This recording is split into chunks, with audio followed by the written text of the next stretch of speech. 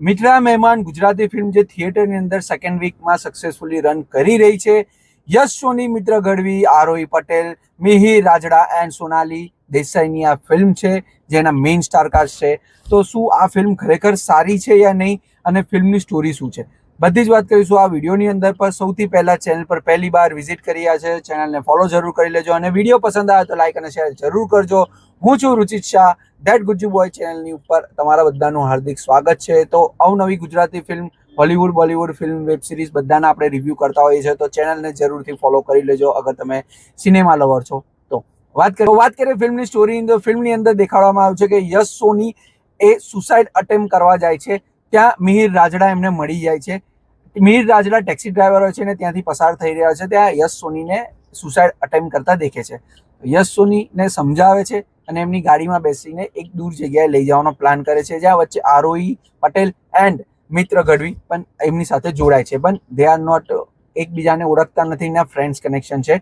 But yes, એ લોકોને ખબર પડશે કે યશ સોની સુસાઇડ કરવા જઈ રહ્યો છે, તો શું એ લોકોનું રિએક્શન હશે. અને બીજી વસ્તુ, યશ સોની સુસાઇડ કેમ કરી રહ્યો છે?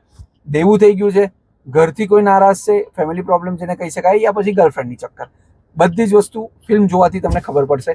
ફિલ્મ ઇન્ટરેસ્ટિંગ છે, સ્ટોરી થોડીક લંબાઈને બતાવી હોય એવું લાગી રહ્યું છે. ફિલ્મની સ્ટોરી કંઈક ને કંઈક થોડીક સ્લો છે, તો જે લોકોને ફાસ્ટ ગુજરાતી ફિલ્મો જે અત્યાર સુધી બધાએ જોઈ છે તો એવું આ ફિલ્મની અંદર જોવા નહીં મળે. ફિલ્મની સ્ટોરી ઘણી સ્લો છે, બટ યસ, મિત્ર ગઢવીનું કેરેક્ટર એક એવું છે જે ફિલ્મને એકદમ લાઈવ રાખી રહ્યું છે અને એને કોઈ જ ફરક નહીં પડતો કે કઈ સિચ્યુએશનમાં શું બોલવાનું શું નહીં. એના મનમાં જે આવે એ બોલી નાખે છે અને એનાથી જ એનું કેરેક્ટર, એની રોલ બહુ જ કમાલનો લાગે છે આ ફિલ્મની અંદર. તો મિત્ર ગઢવી અગર આ ફિલ્મની અંદર નથી તો યાર આ ફિલ્મ એકદમ બકવાસ થઈ જતી. બટ યસ, મિત્ર ગઢવીના લીધે આ ફિલ્મ એક જીવંત લાઈવ રહી છે totally through out the film.